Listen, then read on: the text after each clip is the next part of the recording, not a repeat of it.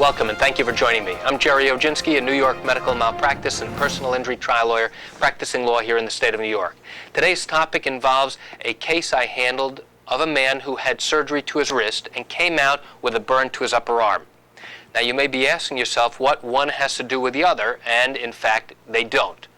The man had a problem, he had a fracture, and the doctor was going to go in and do arthroscopic surgery where he inserts fiber optic tubes into the wrist, makes the corrections that he needs to, and then he's out and he's done. It's a great procedure. However, when he came out of surgery, he wasn't told, he wound up having a patch on his arm. And this was significant. He asked the nurses and the doctors what the problem with his arm was, and they told him, oh, don't worry about it, just put some cream on it, and in a few days go to the plastic surgeon to get evaluated. Well, he followed their instructions, and a few days later went to the plastic surgeon, took the bandage off, and realized he had a third-degree burn to his upper arm. How could this have happened? So the man came to me and started asking questions. He wanted to know, how could this happen? Nobody was giving him straight answers.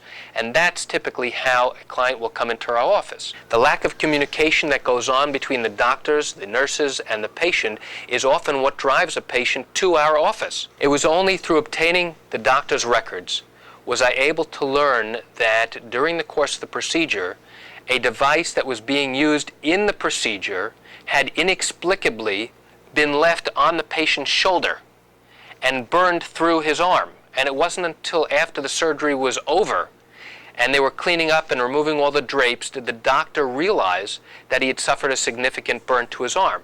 But instead of coming right out and telling the patient, look, I'm sorry, this happened to your arm, we're going to do everything possible to take care of it, they basically, literally, covered it up, told him, don't worry about it, it'll be fine, just go to a plastic surgeon and get checked.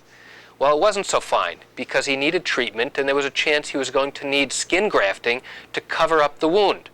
Luckily for him, he didn't need it ultimately, but he had to go for a lot of treatment to the plastic surgeon, and it created a lot of aggravation and a lot of problems for him. So here is a young man who had the procedure, and now he felt self-conscious every time he'd go out because he had this big unusual deformity on his upper biceps. And every time he walked down the street wearing a t-shirt or in the warm summer or spring months, people would look at his arm as if they knew something bad had happened, and it made him very uncomfortable. What was so frustrating for the client was that the defense refused to acknowledge that they did anything wrong. And it was only until the case was put on the trial calendar with the threat of the case going to trial, coming up for jury selection, did they finally recognize that they had a problem and that they agreed to settle the case. And that's it for today's topic on a burn injury following arthroscopic wrist surgery. I'm Jerry Oginski. I want to thank you for joining me. Have a great day.